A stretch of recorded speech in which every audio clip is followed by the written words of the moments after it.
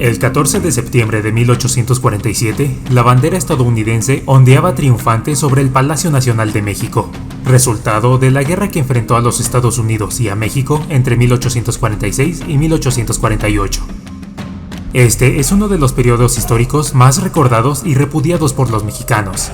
Y no es para menos, pues la guerra tuvo resultados desastrosos para México y sentó las bases para que el país de las barras y las estrellas se encaminara a ser una superpotencia.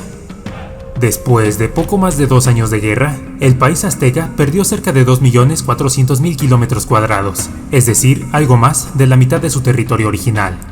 Este hecho dejó una herida profunda en la historia y cultura mexicanas, herida que se mantiene más que vigente, y cada cuando resuena entre los mexicanos modernos, resurgiendo en forma de reclamo ante las acciones pasadas de los Estados Unidos.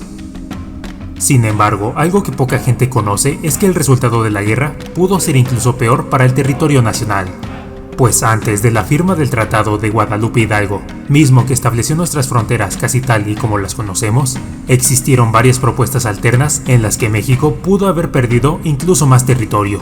Y esto lo digo siendo optimista, pues para el final de la guerra, México estuvo a un golpe de suerte de desaparecer como nación. Es por ello que hoy nos embarcaremos en un pequeño viaje en el que veremos el destino de México si Estados Unidos hubiese tomado otras alternativas por más territorio. Esta es la historia de cuando México estuvo a punto de formar parte de los Estados Unidos.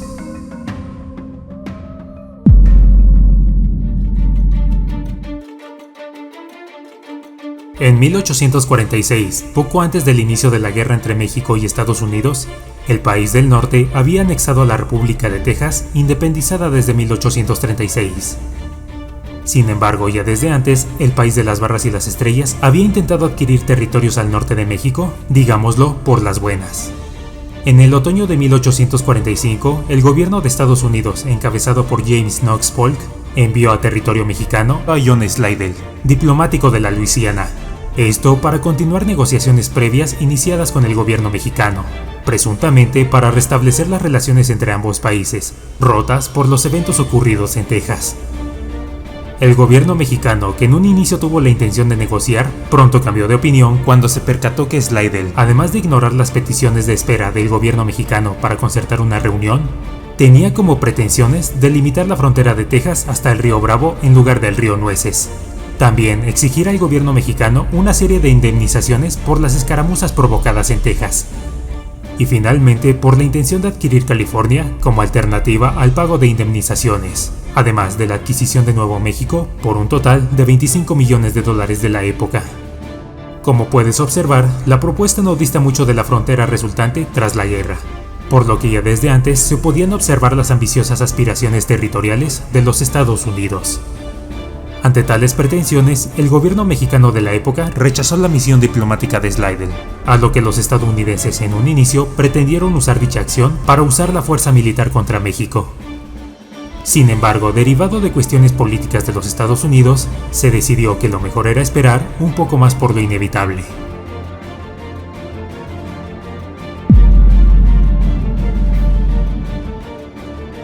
En febrero de 1848, México, con ya la guerra perdida, dio continuidad a las negociaciones para alcanzar la paz. Como sabrás, este fue el pacto final que definió el territorio mexicano, casi tal y como lo conocemos. En dicho tratado, a cambio de $15 millones para México, los Estados Unidos expandieron la frontera de Texas desde el río Nueces hasta el río Bravo, y se apoderaron también de los territorios de Alta California, Nuevo México y los actuales territorios de Arizona, Nevada, Utah, así como partes de Colorado, Wyoming, Kansas y Oklahoma.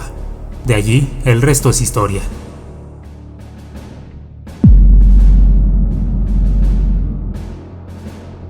Nicholas Trist fue un diplomático estadounidense y el principal encargado de las negociaciones de paz durante la guerra en 1847. A él se le iban asignando varias misiones, así como la tarea de analizar la apertura de los mexicanos ante las exigencias estadounidenses. Entre mayo y junio de 1847, Trist recibió instrucciones para negociar la paz a cambio de algunos territorios. En esta propuesta, los estadounidenses pedían la cesión de los territorios de Nuevo México, Alta California y Baja California, a cambio de $15 millones que podían aumentarse a 30 si México cedía. A lo anterior se sumaba el derecho al libre tránsito estadounidense por el istmo de Tehuantepec. En caso de que los mexicanos se negaran, los estadounidenses contemplaron algunas alternativas, tales como la cesión de la Alta California y Nuevo México por un pago de $20 millones, además de poder excluir a la Baja California y dejarla como un territorio neutral. Eso sí, sin excluir el libre tránsito por el istmo. Con estas opciones, la frontera norte de México entonces partiría de las cercanías del actual Mexicali, siguiendo línea recta hasta Paso del Norte.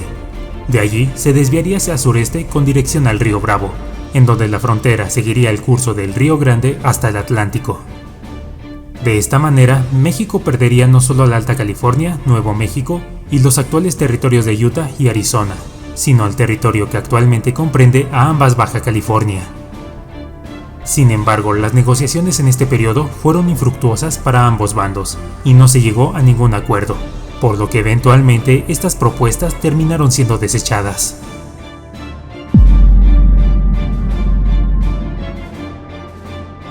La Guerra de México y los Estados Unidos, iniciada entre mayo y julio de 1846, tuvo resultados desastrosos para México, y para el 14 de septiembre de 1847, México había sufrido más de 9,000 bajas entre civiles y militares. También había perdido la mayoría de batallas contra los estadounidenses, y asimismo se había destruido a la infraestructura militar mexicana.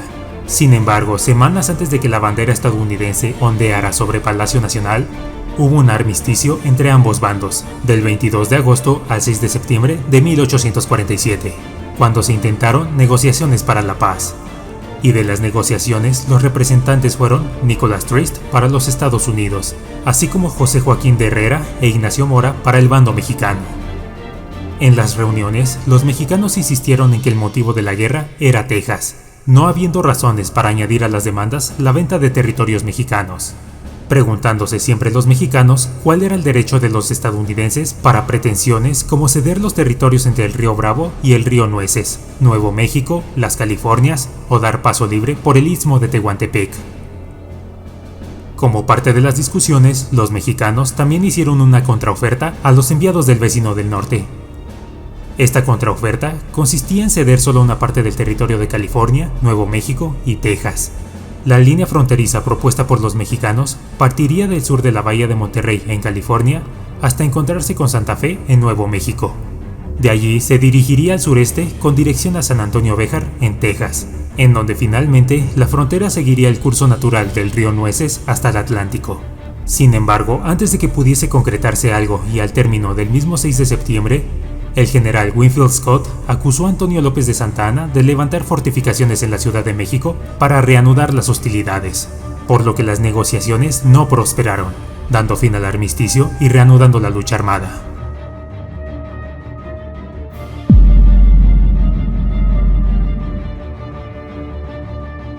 Cinco años después de la firma del Tratado de Guadalupe Hidalgo, la administración del presidente Franklin Pierce inició un pequeño proceso de expansión en los territorios de Arizona y Nuevo México, esto con el fin de construir un ferrocarril hacia el oeste, lo cual se haría comprando una porción del territorio mexicano conocido como la Mesilla, una superficie aproximada a los 76.845 kilómetros cuadrados, territorio por el cual se daría a cambio $10 millones. Ante la propuesta también impulsada por el general James Gadsden, la administración mexicana del entonces presidente Antonio López de Santa Anna entró a un periodo de presión enorme, pues el general Gadsden tenía intenciones de adquirir también los territorios de Baja California, Sonora y Chihuahua, con la posibilidad de también adquirir parte de los estados de Coahuila, Nuevo León y Tamaulipas. El gobierno de Santa Anna conocía perfectamente la estrategia de los estadounidenses, pues ya se tenían antecedentes como las expediciones independentistas de filibusteros como William Walker, por lo que enfrentarse a las propuestas estadounidenses pudo haber llevado a México nuevamente a un estado de guerra con los Estados Unidos. Por si fuera poco, el país no se había recuperado de las previas y constantes crisis sociales o bélicas, a lo que se sumaban los daños por la reciente guerra con los propios estadounidenses. Sabiendo su desventaja militar y económica, y para sorpresa de los propios vecinos del norte, el gobierno de Antonio López de Santa Anna, en conjunto con el ministro de Relaciones Exteriores, Manuel Díaz Bonilla, negociaron y aceptaron la propuesta estadounidense de compra de la mesilla. Por otra parte, en el país de las barras y las estrellas hubo algunos intentos de no aceptar el acuerdo que ellos mismos habían propuesto, pues se habían visto decepcionados de no obtener más territorio. Algunos años más tarde, los estadounidenses nuevamente intentarían comprar Baja California y parte de Sonora. Sin embargo, las desavenencias entre México y Estados Unidos fueron negociadas mediante iniciativas como el Tratado Maglane-Ocampo.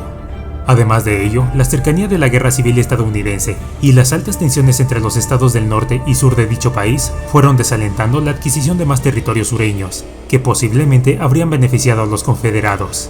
Por su parte, las acciones de Santa Anna le valdrían el calificativo de traidor a la patria por el resto de su vida y de la propia historia. Aunque realmente, si lo pensamos un poco, tampoco es que tuviera mucho que hacer.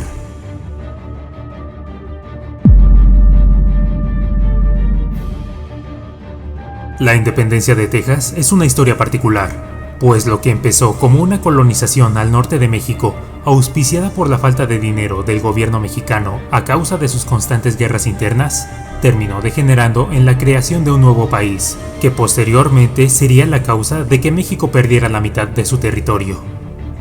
A la independencia de Texas se le relaciona con varios nombres: El Álamo, Davy Crockett, San Jacinto o Winfield Scott. Sin embargo, quizá el más llamativo sea Sam Houston. Houston pasó de liderar a un pequeño contingente de voluntarios inexpertos en 1836 a derrotar y capturar al presidente Antonio López de Santa Anna en la batalla de San Jacinto de ese mismo año. Para 1844, Sam Houston ya había sido presidente de la República de Texas en 2 ocasiones.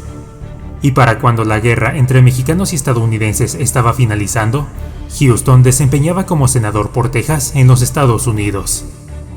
Ahora, aunque el Tratado de Guadalupe Hidalgo fue oficialmente firmado el 2 de febrero de 1848, hubo demasiadas controversias en torno a él. La situación era tal que el tratado fue sujeto a varias modificaciones y propuestas alternativas en los 3 meses siguientes a su firma. Una de estas propuestas fue hecha por el senador Sam Houston, quien formó parte de la fiebre ultraexpansionista afín a la política del presidente Polk. Houston, quien ya tenía la experiencia de haber tomado el territorio entre el río Bravo y el río Nueces en Texas años atrás, no se midió en sus pretensiones, y a finales de febrero de 1848, como parte de las modificaciones al Tratado de Guadalupe Hidalgo, sugirió que los Estados Unidos no solo tomasen las Californias, Nuevo México y por supuesto el territorio no reconocido de Texas, sino que además propuso que todo el territorio sobre el paralelo 22 fuese tomado por los estadounidenses. Así pues, la frontera propuesta por Houston partiría de las cercanías de la actual ciudad de Culiacán, en Sinaloa, hasta terminar en el puerto de Tampico, tomando la mayor parte de los estados de Durango, San Luis Potosí, Zacatecas, la mitad de Aguascalientes, así como la totalidad de los estados de Sonora, Coahuila, Nuevo León y Tamaulipas. Es decir, que de haberse aceptado la propuesta de Houston, México habría perdido hasta el 75% de su territorio, lo que posiblemente habría significado la desaparición de los Estados Unidos mexicanos como nación independiente, surgiendo una más que probable balcanización del territorio restante, como ya había ocurrido con la independencia de Yucatán. Afortunadamente para los mexicanos, las tensiones políticas en Estados Unidos y un temor ante el secesionismo sureño hicieron postergar y finalmente olvidar a la propuesta de Sam Houston. Sin duda, uno de los tantos golpes de suerte que tuvo México al final de la guerra.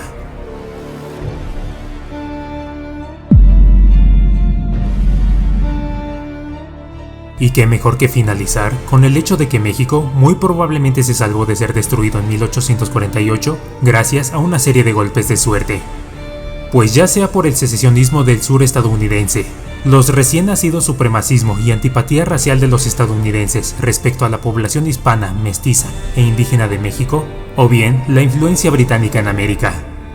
Sea como sea, las pretensiones del país de la democracia sobre territorio mexicano encontraron su final en mayo de 1848, con la entrada en vigor del Tratado de Guadalupe Hidalgo. Pero algo que no muchos conocen es que quizá el mayor golpe de suerte fuese la mera compasión de un diplomático estadounidense, Nicholas Trist. En varias posiciones ya has escuchado este nombre, pues fue el representante enviado por el gobierno del presidente Polk para negociar con México, previo al fin y después de la guerra. Sin embargo, en las vísperas del Tratado de Guadalupe Hidalgo, James Polk había tenido serias diferencias con su negociador, pues sospechaba que Trist y Winfield Scott posiblemente tenían un plan en su contra.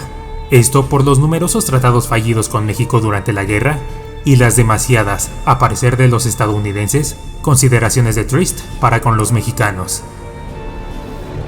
Así pues, mientras Trist se preparaba para dar fin a la guerra, en los Estados Unidos eran cada vez más las voces que pedían anexar todo México, lo que aumentó el hambre ultraexpansionista de Polk, quien finalmente, desconfiando del negociador que él mismo designó, terminó dándole la orden de volver a los Estados Unidos para ser sustituido en su tarea como negociador.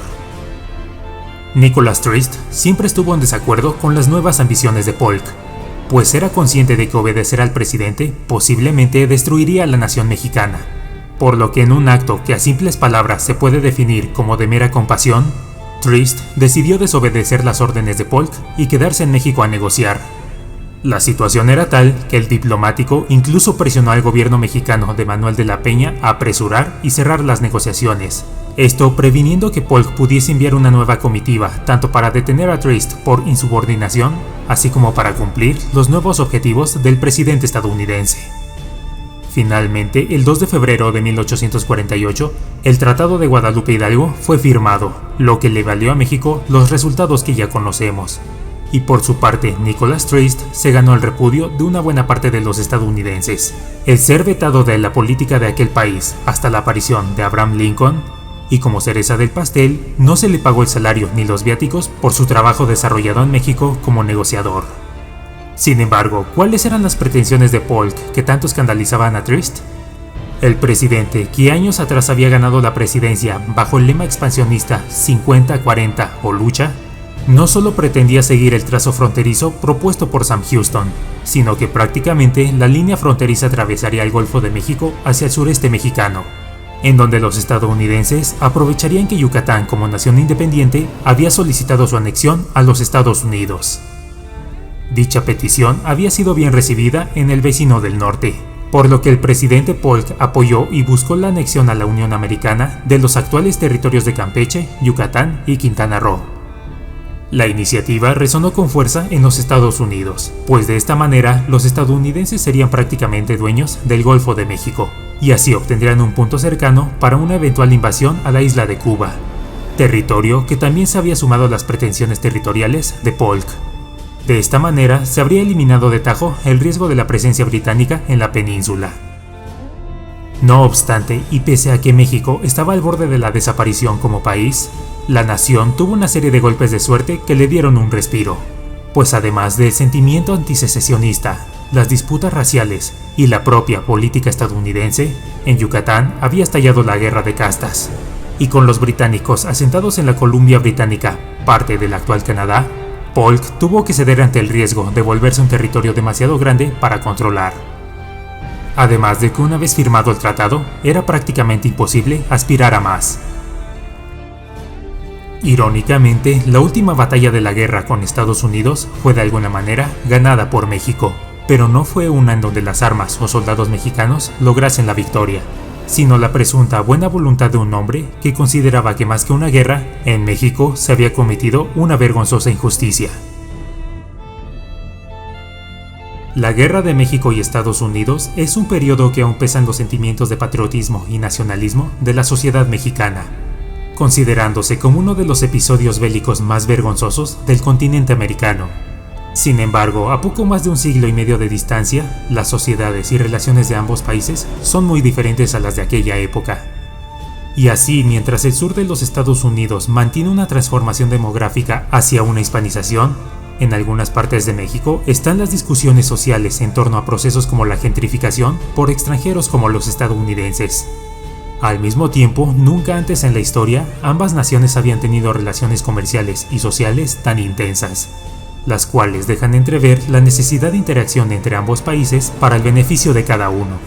Y aunque la herida de la guerra posiblemente nunca se borre y ocasionalmente sea recordada, la historia misma nos ha demostrado que la humanidad puede hacer el esfuerzo para encontrar otras alternativas a la guerra a fin de relacionarse y beneficiarse con sus semejantes. Llegados a este punto, no me queda más que preguntarte, ¿cómo crees que habría cambiado el mundo si alguno de estos proyectos se hubiese concretado? ¿Cómo te imaginas la vida si México terminaba siendo anexado a los Estados Unidos? Como siempre, puedes dejarme tus respuestas en los comentarios. Si el video te gustó, pulsa el pulgar arriba y compártelo con un amigo. Suscríbete y activa la campanita para recibir notificaciones en cada nuevo video. Sígueme en mis redes sociales para más contenido. Y recuerda que a veces el oportunismo puede disfrazarse de diplomacia. Esto ha sido Raiden John para todos ustedes. Hasta la próxima.